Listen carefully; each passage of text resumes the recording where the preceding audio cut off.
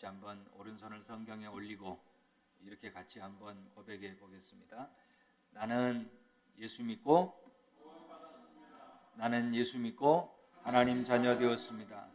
나는 예수 믿고 축복의 사람 되었습니다. 나는 예수 믿고 행복한 사람 되었습니다. 나는 예수 믿고 하나님 자녀답게 살겠습니다.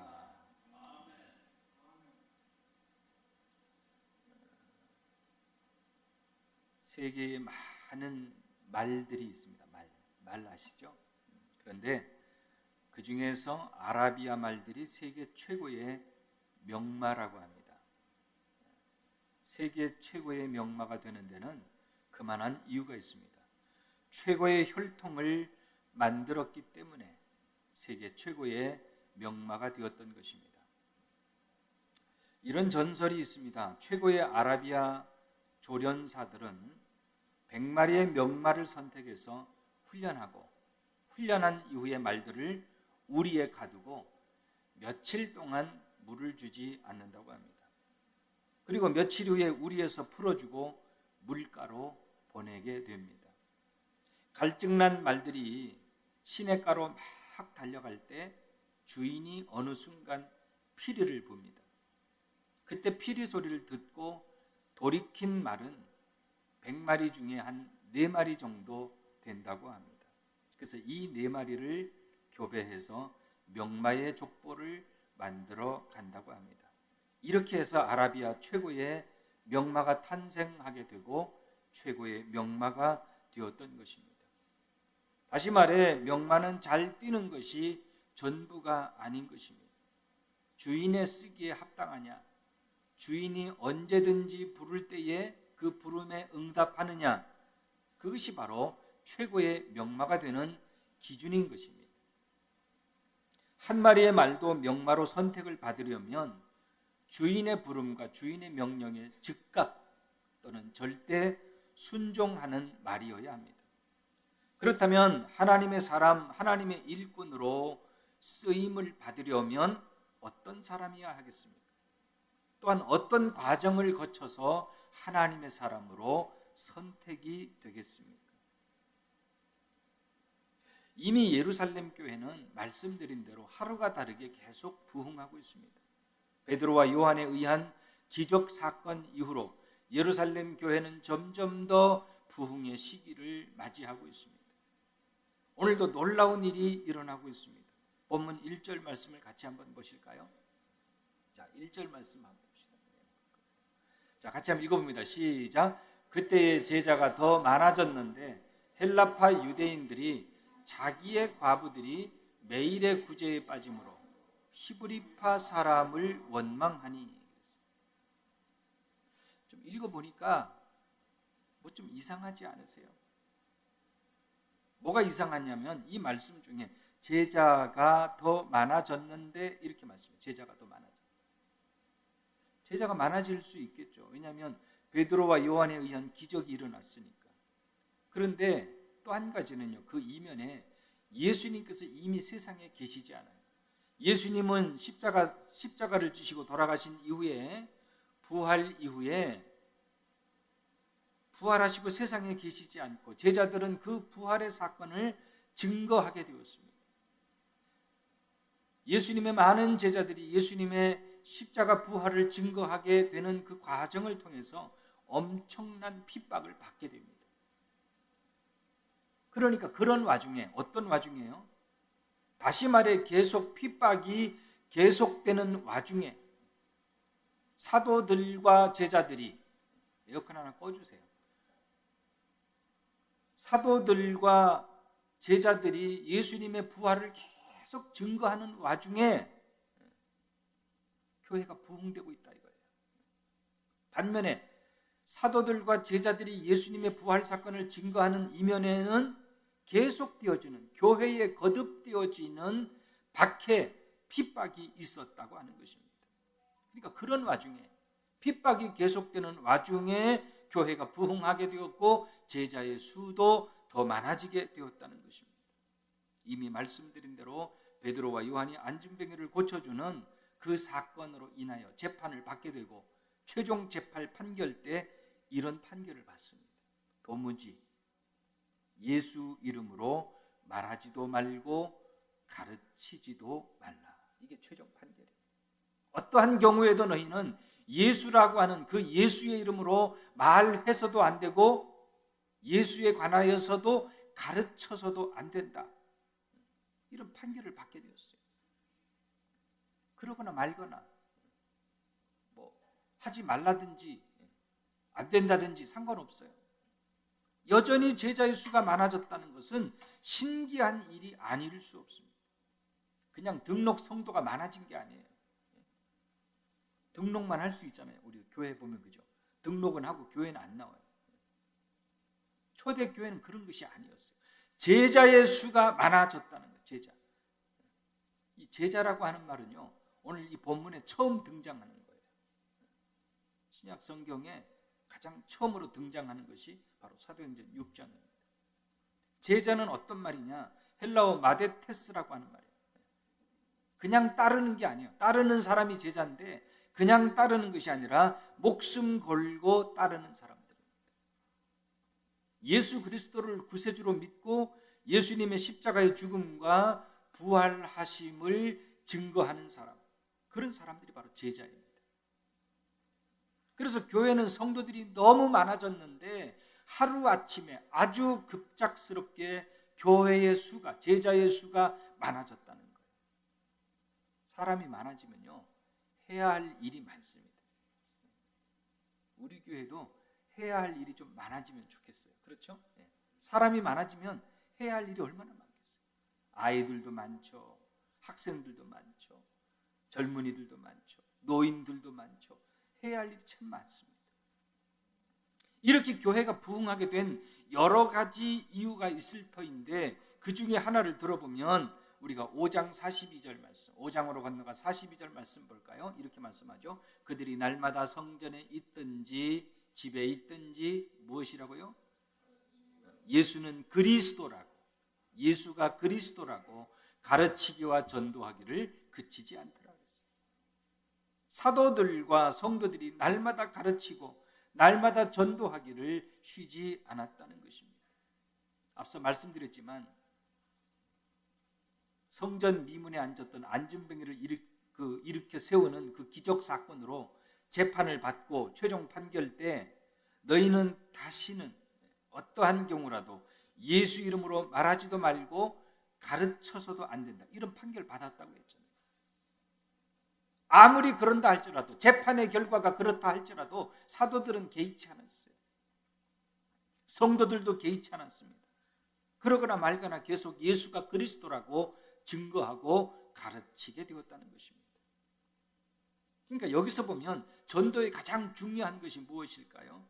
전도의 가장 중요한 것은 교회를 홍보하는 것이 아니에요. 야, 우리 교회는 45인승 대형 버스가 있어. 이게 전도가 아니에요. 우리 교회는 에어컨이 얼마나 잘 되는지, 너무 추워. 에어컨이 너무 잘 돼. 우리 교회는 밥이 맛있어요? 밥이 맛이 없어요? 밥 맛있죠. 어떻게 전도할 때 세상 우리 교회 한번 와봐. 밥이 너무 맛있어. 이런 건 전도가 아니에요.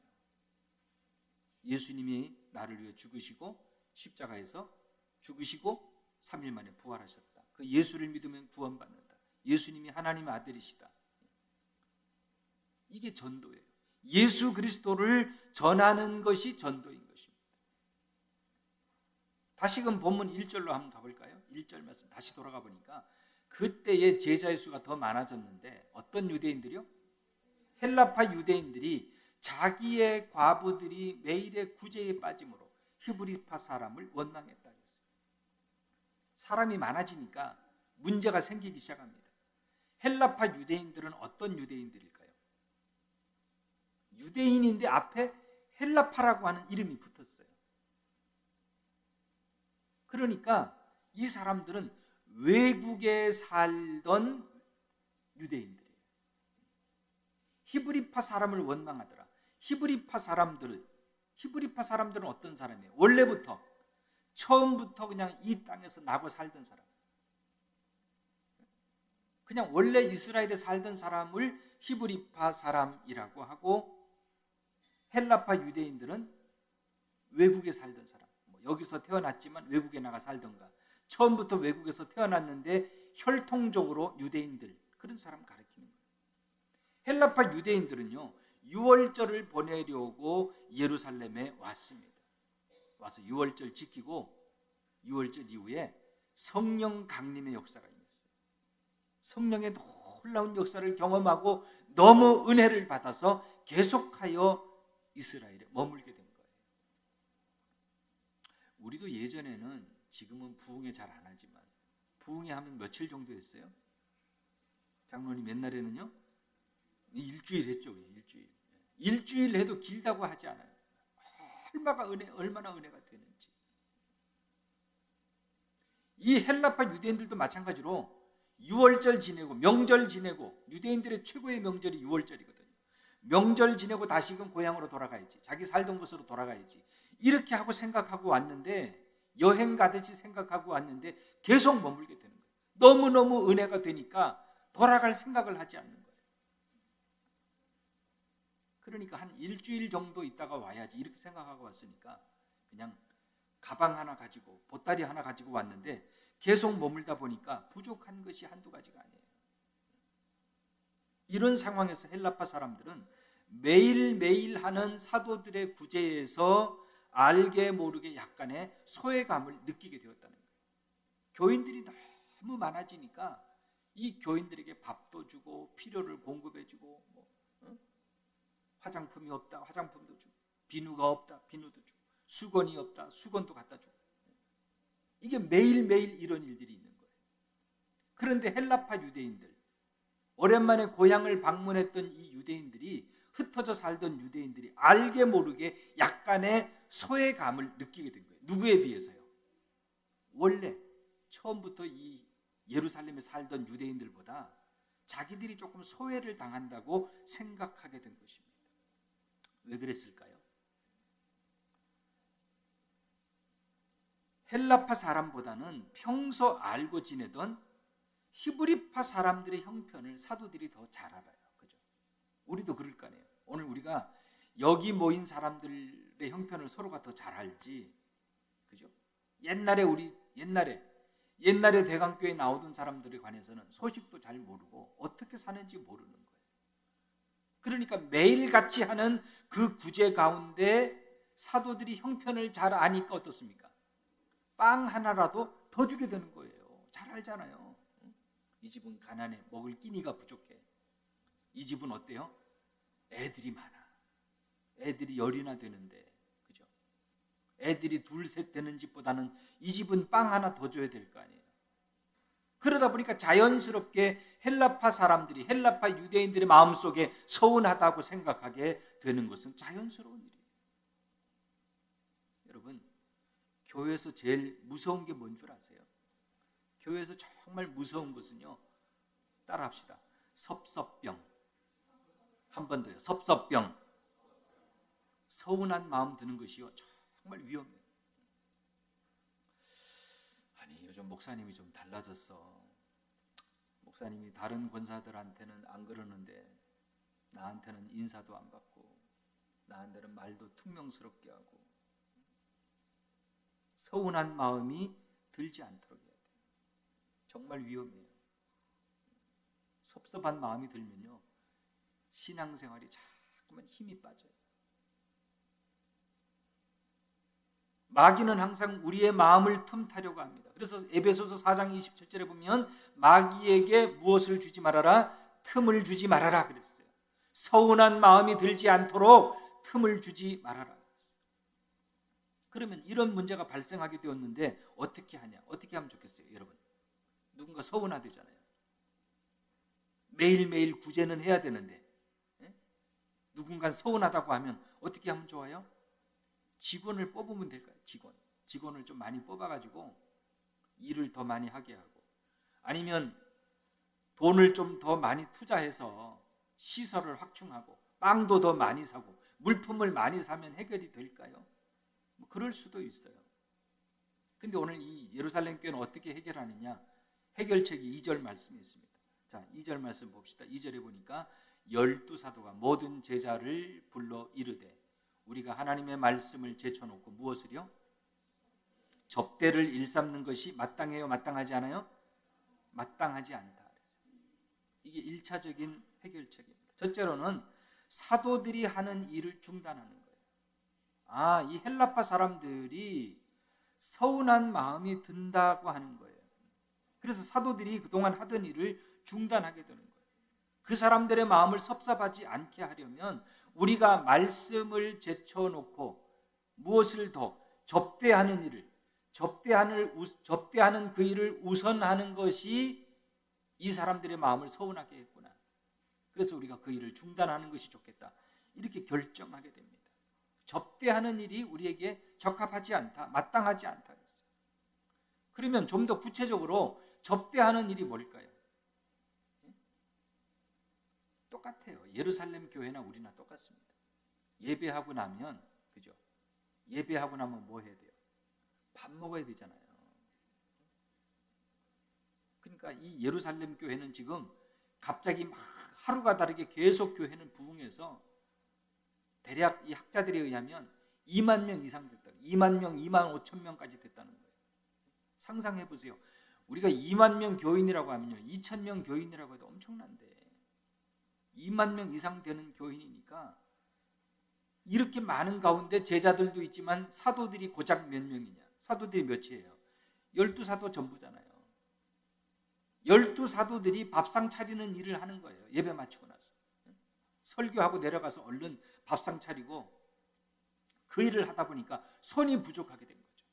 손이 부족하니까 어떻게 돼요? 당연히 누구는 숟가락 젓가락 먼저 주고, 누구는 먼저 식판 주고, 먼저 타먹는 사람, 늦게 타먹는 사람 생기니까 내가 늦게 타먹는다고 생각하니까 서운한 마음 드는 거죠. 근데 그런 걸 좀 이해하면 좋겠는데 이해하려고는 안 하고 서운하다고만 생각하는 거예요. 자연스럽게 많은 사람을 돌보지 못하게 되니까 헬라파 사람들이 자기들이 차별받는다 생각하고 서운한 마음이 들게 되었던 것이죠.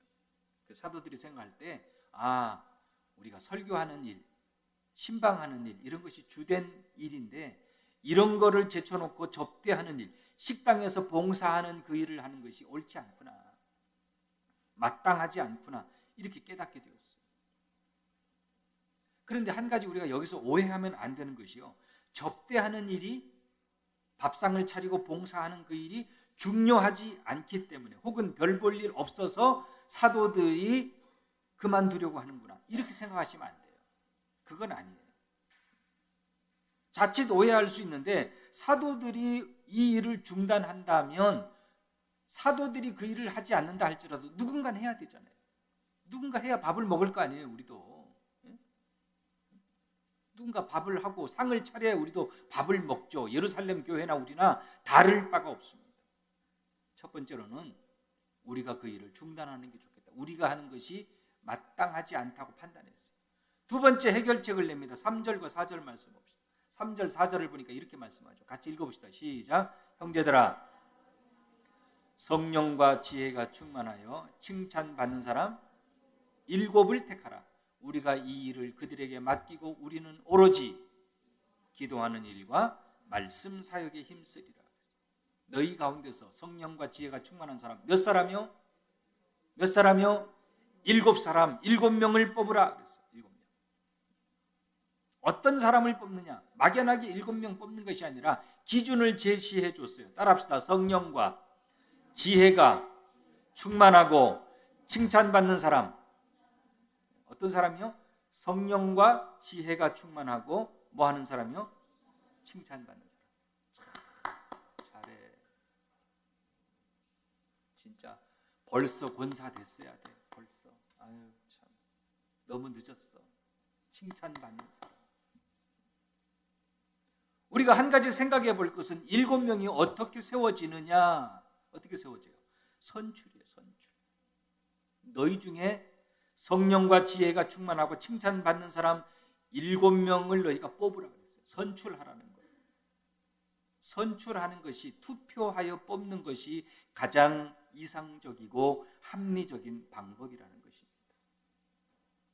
그리고 성령 충만과 지혜 충만은요, 서로 연관되어 있습니다. 뒤에 나오는 스데반의 경우를 보면 알 수 있어요. 다시 말해 성령 충만한 것이 곧 지혜 충만이더라고 하는 것을 알 수 있습니다. 성령이 충만하면, 성령으로 충만하면, 은혜를 받으면 어떨까요? 은혜 받은 사람의 얼굴은 다릅니다. 은혜 받으면 얼굴이 달라져요. 얼굴에 금가루 아무리 뿌려보세요. 소용없어요. 은혜 받으면 달라집니다. 스데반이 성령 충만했더니 그 얼굴이 마치 무슨 얼굴 같다 그랬어요? 그렇죠. 천사의 얼굴 같다라 그랬잖아요. 천사의 얼굴. 그러니까 여러분, 좋은 화장품 쓰려고 하지 마시고 성령 충만하시기를 주님의 이름으로 축원합니다. 성령 충만하면 천사 같다 그랬어요. 천사 같다. 더 중요한 것이 있는데, 성령과 지혜가 충만한 사람, 칭찬 듣는 사람, 이런 사람을 7명을 선택하라, 선출하라 그랬어요. 그러면 우리가 생각할 때 물론 그런 의미가 있는지 없는지 우리가 모를 수도 있지만, 성령과 지혜가 충만하고 칭찬 듣는 사람, 반대로 할 수 있잖아요. 지혜가 충만하고 성령이 충만하고 칭찬 듣는 사람, 이럴 수도 있고, 칭찬 듣는 사람, 성령 충만한 사람, 지혜 충만한 사람, 이럴 수도 있잖아요. 그럴 수 있죠. 여러 가지로. 근데 왜 여기는 성령과 지혜가 충만하고 칭찬 듣는 사람이라고 했을까? 왜 성령 충만한 사람을 우선적으로 첫 번째로 말하고 있을까라고 하는 것입니다. 성령 충만한 사람은 영적인 사람, 거듭난 사람을 말하는 것이에요. 그러니까 교회 일은 어떤 사람이 한다? 하나님의 일은 어떤 사람이 하는 거예요? 당연히 성령 충만한 사람, 거듭난 사람, 그런 사람이 하나님의 일을 할 수 있다는 거예요. 만약에 교회에서 봉사할 제자를 뽑지 않고 학교 선생님을 뽑는 거였다면은 어떤 사람 뽑으면 될까요? 첫 번째가, 그렇죠, 지혜가 충만한 사람을 첫 번째로. 일 잘하는 사람을 뽑는 거였다면은요, 힘 있는 사람, 힘센 사람, 경험 있는 사람, 그런 사람을 첫 번째로 기준을 두고 뽑으면 될 거였어요. 여기서 말하고자 하는 것은 교회 일은, 하나님의 일은 사람의 지혜나 능력으로 되지 않는다라고 하는 거예요. 이해가 되십니까? 그러니까 교회 일은 어떻게 하느냐? 하나님 주시는 힘, 성령께서 주시는 힘으로 한다라고 하는 것을 알 수 있어요. 그래서 성령 충만이 몇 번째냐? 성령 충만이 첫 번째 기준이 되었던 것입니다. 또 한 가지는, 교회의 일꾼은요, 담임 목사가 임의로, 사도들이 임의로 아무나 뽑아서 하는 것이 아니었어요. 그럴 수도 있잖아요. 아무개 권사가 권사 됐는데 보니까 평상시 담임 목사하고 친한 것 같아. 사실은 그렇지 않은데 우리가 생각할 때는 그렇게 생각하는 경우가 있습니까? 없습니까? 있죠. 맨날 목사님하고 돌아다니더니 권사 됐어. 우리가 이렇게 생각할 수 있다. 그래서 가장 이상적이고 합리적인 방법이 뭐예요? 선출하는 거예요. 선출. 담임 목사도 한 표, 여러분도 한 표. 이런 조건에 맞는 사람을 세우면 된다 이거예요. 7명은 어떤 직책, 어떤 일을 맡게 되냐? 뽑혀진 7명에게 사도들이 하던 일을 대신하게 하는 거예요. 사도들이 무슨 일을 했습니까? 접대하는 일을 했잖아요. 접대하는 일. 밥하고 식당 봉사하고 그런 일을 했는데 그걸 대신하게 하는 거예요. 이제껏 사도들이 하던 일을 중단하는 것은요, 봉사하는 일, 구제하는 일, 이런 일이 아까 말씀드렸지만 중요하지 않아서 그런 게 아니에요. 손이 모자르니까 대신하게 하는 거예요. 전적으로 할 사람들을. 그러므로 교회 안에는 더 중요한 일도 없고 덜 중요한 일도 없다. 다시 말해 교회 안에 있는 모든 일은 똑같이 중요하다. 반드시 여러분 기억하시기 바랍니다. 설교하는 일이 중요하지만 제일 중요할까요? 그렇진 않아요. 청소하는 일도 중요합니다. 운전하는 것도 중요합니다. 식당에서 밥하는 거 굉장히 중요해요. 찬양하는 일도 굉장히 중요합니다. 안내하는 거요 굉장히 중요해요. 재정을 맡아보는 일도 참 중요합니다. 한 가지도 중요하지 않은 일이 없어요. 더 중요하고 덜 중요하고 그런 일도 없습니다. 그럼에도 불구하고 사람들의 생각은요 변하지 않아요. 뭐가 제일 중요하다고 생각하세요? 여러분들 생각에는요, 뭐가 제일 중요하다고 생각하세요? 교회 일 중에 제일 중요한 것은요, 돈이 제일 중요하다고 생각해요. 돈 관리가 제일 중요하다. 우리 교회는 그렇지 않더라고요. 근데 다른 교회는요, 재정을 서로 보려고 하는 거 있죠. 재정을. 돈은 내가 해야지. 내가 장로인데.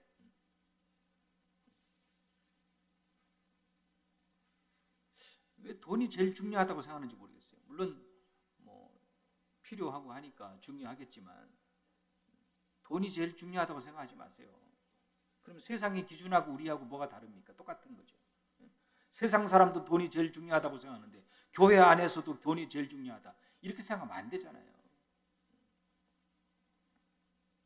그러므로 교회 안의 일은, 하나님의 일은 더 중요하거나 덜 중요하다. 이렇게 생각하지 마시기 바랍니다. 찬양을 하든지 주보를 들고 안내를 하든지 다 중요합니다. 이런 과정을 거쳐 7명이 선출되게 되었어요. 5절 말씀 볼까요? 자, 5절 봅시다. 5절에 보니까 같이 읽어봅시다. 시작. 온 무리가 이 일을 기뻐하여 믿음과 성령이 충만한 사람 누구요? 또 빌립과 브로고로와 니가노르와 디몬과 바메나와 유대교에 입교했던 안디옥 사람 니골라를 택했다. 첫 번째 줄, 온 무리가 이 일을 어떻게 해요? 기뻐했다. 온 무리가 이 말을 기뻐했다. 무슨 말을요? 너희 중에 성령과 지혜가 충만하고 칭찬받는 사람 몇 사람? 7명을 선출해라. 그랬더니 온 무리가 기뻐했다는 거예요. 다 좋아했다는 거예요. 사도들이 도저히 우리가 아무리 생각해도 우리 사도 12명이 이 일을 감당 못하겠어. 그러니 당신들 중에 성령과 지혜가 충만하고 모두가 칭찬하는 사람 7명을 뽑으면 좋겠어. 그랬더니 모든 성도들이 아이고 우리가 왜 그 생각을 못했을까. 참 좋네. 참 다행이다. 이제라도 생각했으니 참 다행이다. 너무 좋아. 온 무리가 이 말을 기뻐하게 되었다는 것이, 성도들도 봉사하는 일에 문제가 있다고 생각한 거예요. 목사님이 설교하고 내려와서 얼른 식당 가서 또 밥상 차리고 하니까 이게 일이 안 되는 거예요.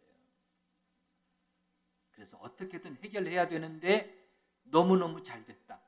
기뻐하게 되었다는 거죠. 이런 해결책을 좋아하게 되어서 결국 스데반, 빌립, 브로고로, 니가노로, 디몬, 바메나 7명을 뽑았습니다.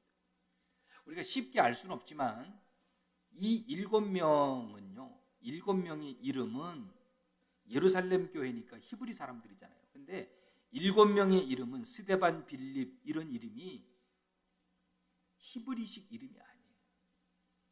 헬라식 이름이에요. 헬라. 그러니까 아마 이 7명은 우리가 추측해 볼 때 유대인들보다는 어떤 사람일 가능성이 높아요? 헬라인일 가능성이 높다. 헬라인이거나 헬라파 유대인들일 가능성이 높다 이거예요. 답이 나왔죠. 그러면 왜 헬라파 유대인들을 7명을 다 뽑았을까라고 하는 거예요. 히브리파 사람들을 제쳐놓고 왜 헬라파 사람들을 뽑았을까요? 아까 앞에서 보니까 매일매일 구제하는데 누가 서운하다 그랬죠? 헬라파 사람들이에요? 히브리 사람들이에요? 헬라파 유대인들이 서운한 마음을 갖게 됐다는 거예요. 우리가 구제하는데 맨날 우리만 제쳐놓는구나. 그래서 아마도 이번에 선출할 때 사도들이 그렇게 뽑으라고 한 것이 아님에도 불구하고 자연스럽게 평상시에 서운하다고 생각했던 헬라파 사람들의 7명이 자연스럽게 뽑혀졌다는 거예요. 놀라운 일이죠, 이것도. 이렇게 해서 7명은 모두 투표로 선출되었어요. 투표로 하는 것이 무조건 다 좋은 것은 아니에요. 공정하기는 하지만 선출된 사람이 교만해 줄 수 있는 위험성이 있어요. 이 선출직이 그게 안 좋아요. 공정하기는 해. 그죠?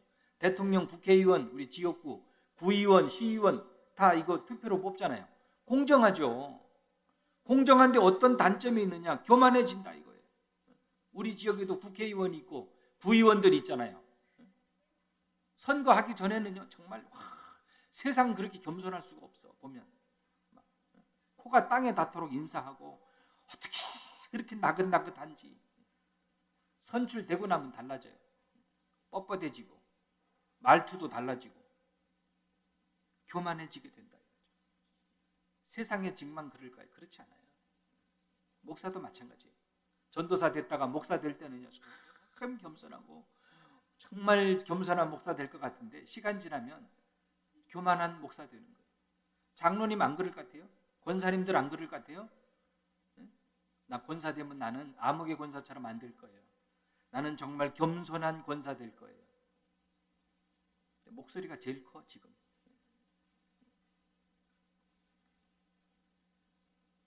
혹시 여러분들이 장차 교회의 일꾼으로 뽑혀진다면, 초대교회 7명처럼 장차 교회의 일꾼으로 세워진다면 절대 교만하지 마시고 하나님 앞에 겸손한 일꾼 되시기를 주님의 이름으로 축원합니다. 뽑히면 끝인가요? 뽑혔으면 끝이에요. 6절 말씀 봅시다. 6절에 보니까 이렇게 말씀해요. 사도들 앞에 세우니, 7명을 사도들 앞에 세우니, 사도들이 뭐 했어요? 기도하고 그들에게 안수하니라 그랬어요. 일꾼 세우는 과정을 보니까 일단 투표해요. 투표해서 7명 선출됐어요. 그리고 나서 기도한다, 안수하며 기도하고 그렇게 7명을 세우게 되었다. 그럼 사도들이 왜 안수했을까요? 물론 똑같이 하나님의 백성들로 다 우리가 선택을 받았지만 그 중에 교회의 리더로, 지도자로 하나님이 사도들을 세워주신 거예요. 그래서 교회의 권위를 주셨기 때문에 사도들이 7명에게 안수하게 되었던 거예요. 만약에 다른 직장, 아까도 말씀드렸듯이 회사라든지 학교라든지 공공기관이라든지 그랬으면요 달랐을 거예요. 굳이 공공기관이나 뭐 직장의 대표로 뽑힌 사람들에게 안수기도 할 필요가 있겠어요? 그렇지 않죠. 교회의 일꾼이기 때문에 안수하고 기도했다는 거예요. 우리가 안수식, 교회마다 안수식 하면요, 이 안수기도 하는 것은 별로 중요하게 생각하지 않아요. 정말. 뭘 중요하게 생각해요? 이번에 기념품을 뭘 주지? 기념품 굉장히 중요하게 생각해요. 또요, 임직패 굉장히 중요하게 생각해요. 지난번에는 5만 원짜리 줬다는데 우리는 얼마짜리 줄라나? 지난번에 뭐 줬어요? 우리 교회도 보니까 지난번 권사 임직 때 뭐 줬어요? 금반지 줬다며. 이번에는 금반지 줄라나 안 줄라나? 내가 하나님 앞에 선출되어진 선택받은 사람으로 얼마나 헌신할까? 이런 마음은 지금 아무도 기대할 수가 없어요. 초대교회 7명 뽑았는데, 스데반 빌립에 7명 뽑았는데 금반지 주려고 7명 뽑았을까요? 아니잖아요. 임직패 주려고 7명 뽑은 거예요? 아니잖아요. 안수집사님이나 장로님이나 권사님이나 교회 안에 어떤 일꾼을 세우든지 오늘 사도행전 6장에 나오는 이런 과정을 기준으로 해서 교회 일꾼 세우라는 거예요. 그러니까 오늘 사도행전 6장에 나오는 이것이 뭐예요? 교회 일꾼을 세우는 샘플이에요. 매뉴얼이에요. 매뉴얼. 우리가 가전제품 사면 다 나와 있죠. 뭐 1번, 2번, 3번 어떻게 쓰고, 코드는 어떻게 꽂고, 전원은 어떻게 하고, 뭘 주의하고. 이게 바로 그거예요. 샘플, 매뉴얼이에요. 이렇게 해서 우리가 아는 것처럼 초대교회 7 집사님들이 선출되게 되었던 겁니다. 마지막으로 7절 말씀 한번 볼까요? 7절에 보니까 이렇게 말씀하죠. 하나님의 말씀이 점점 왕성하여 예루살렘에 있는 제자의 수가 더 심히 많아지고 허다한 제사장의 무리도 이 도에 복종하니라 그랬어요. 이렇게 일꾼을 세우고 나서 어떤 과정이 생겼을까요? 사도들은 그동안 접대하던 일을 중단하고 새로 뽑힌 7명을 위시해서 많은 제자들이 또 봉사하는 일을 전담하게 되고, 그런 이후에 하나님의 말씀은 점점 왕성해지고. 왜 하나님의 말씀이 점점 왕성해졌을까요? 사도들이 접대하는 일이 줄었잖아요. 상대적으로 무슨 시간이 늘었어요? 말씀을 연구하는 시간이 늘어난 거예요. 그래서 말씀 연구에 힘쓰다 보니까 말씀이 더 은혜스러워졌다는 것이죠. 목회자는 말씀을 연구할 기회가 많아야 돼요. 물론 기본적으로 하나님 주시는 지혜와 하나님 주시는 은혜로 하나님 말씀을 전하는 것이지만은 말씀을 연구할 기회가 많이 있어야 된다는 거예요. 무슨 설교하는 것을요 기계처럼 찍어낼 수가 없어요. 여러분 가수들은 옛날 가수들 보세요. 히트곡이 많지 않아요. 히트곡 한 곡만 있어도 평생 그 가수 이름 앞에 뭐가 붙느냐면요, 인기 가수라고 하는 이름이 붙어요. 인기 가수 아무개. 인기 가수, 인기 있는 곡이 하나밖에 없는데 평생 인기 가수라는 거예요.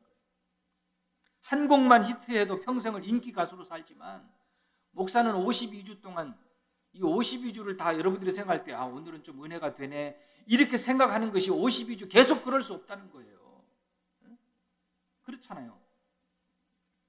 만약 제가 52주 동안 우리 목사님 설교가 정말 은혜가 된다 이랬으면 내가 여기 있겠어요 또, 그죠? 정말로 52주 동안 은혜를 끼쳐야 되는 사명을 가지고 책임을 가지고 있지만 그렇게 매주 은혜로운 말씀을 전하는 것이 어렵다 이거예요. 어떻게 해야 돼요? 그래서 여러분들이 기도해 줘야 된다 이거예요. 그래서 설교자, 담임 목사가 아니더라도 설교자를 위해서 기도해야 된다. 설교자를 위해서 기도해야 되는 것이 중요하다라고 하는 것입니다. 사랑하는 성도 여러분, 초대교회는 이렇게 해서 점점 부흥하고 왕성해지고 제자의 수가 더 심히 많아졌다 그랬습니다. 초대교회 7명의 이런 일꾼들처럼 우리 모두 성령과 지혜가 충만하여 하나님 앞에 헌신된 일꾼들이 다 되어지시기를 주님의 이름으로 축원합니다. 우리 같이 기도하시겠습니다. 초대교회는 더 부흥하고 성장해서 일손이 부족했고 사도들이 성도들에게 제안해서 성령과 지혜가 충만하고 칭찬받는 사람 7명을 선출하게 되었습니다. 그리고 그들에게 교회의 제반 모든 업무를 다 맡기게 되었고, 사도들은 말씀 연구하고 기도하는 일을 전무했더니 교회가 더 심히 부흥해지고 제자의 수가 더 많아졌다고 했어요. 오늘 우리 교회도 목사는 말씀 연구에 더 집중하고 여러분들은 하나님의 일, 맡겨진 일을 잘 감당할 수 있도록 봉사하고 섬기는 그 일을 잘할 수 있도록 우리가 서로 기도하고 협력하면 교회는 자연스럽게 부흥하고 성장되어질 줄 믿습니다. 하나님 주신 각자의 사명 잘 감당할 수 있게 해달라고 이 시간 같이 한번 통성으로 기도합니다. 또한 7명의 집사처럼 충성되고 헌신된 귀한 일꾼들이 우리 교회도 세워지게 해달라고 이 시간 같이 한번 합심하여 기도합니다. 거룩하신 하나님 아버지, 은혜를 감사합니다. 하나님 오늘 우리를 불러주셔서 하나님 앞에 나와 말씀 전하게 하시고 말씀 듣게 하시고 기도할 수 있게 하심을 감사합니다. 초대교회 7명의 교인들처럼 7명의 새로운 일꾼들처럼 충성된 일꾼, 성령 충만한, 지혜가 충만한, 칭찬되는 일꾼들이 하나님 우리 교회도 세워지게 하여 주시고, 담임 목사는 주어진 말씀 연구 사역에 더 집중하여 초대교회처럼 교회가 왕성해지고 부흥하는 교회가 되게 하여 주시옵소서. 예수님의 이름으로 간절히 기도하옵나이다. 아멘. 하나님 아버지, 오늘 우리 예루살렘 교회를 보았습니다. 오늘 예루살렘 교회처럼 우리 교회도 성령과 지혜가 충만하고 칭찬받는 그런 일꾼들이 우리 교회도 많이 세워질 수 있도록 은혜 내려 주시옵소서. 또한 담임 목사에게도 말씀을 잘 연구하고 말씀을 잘 가르칠 수 있는 지혜를 허락해 주셔서 이 사명을 서로 잘 감당할 때 초대교회가 더 부흥하고 제자의 수가 많아진 것처럼 우리 대강교회도 맡겨진 일들을 서로 잘 감당하여 하나님께 영광이 되어지고 교회가 힘이 부흥하는 놀라운 축복을 누리게 하여 주시옵소서. 예수님의 이름으로 간절히 기도드리옵나이다. 아멘. 우리 다 함께 일어나셔서 찬송가 620장 찬송 드립니다.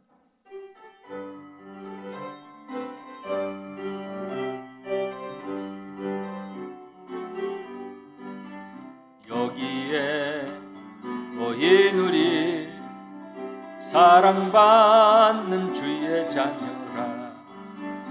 주께서 뜻하신 바 우리 통해 펼치신다.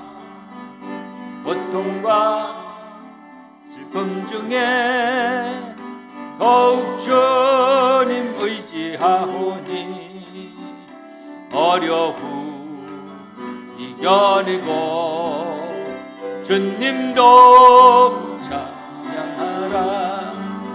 이 믿음 더욱 굳세라. 주가 지켜주신다. 어두운 밤에도 주의 밝은 인도하 주신다. 이제는 우리 주 예수 그리스도의 은혜와 하나님 아버지의 무한하신 사랑과 성령의 감화 감동 역사 충만하심이 사랑하는 성도들 머리머리 위에 이제부터 영원토록 함께 하시기를 간절히 축원하옵나이다. 아멘.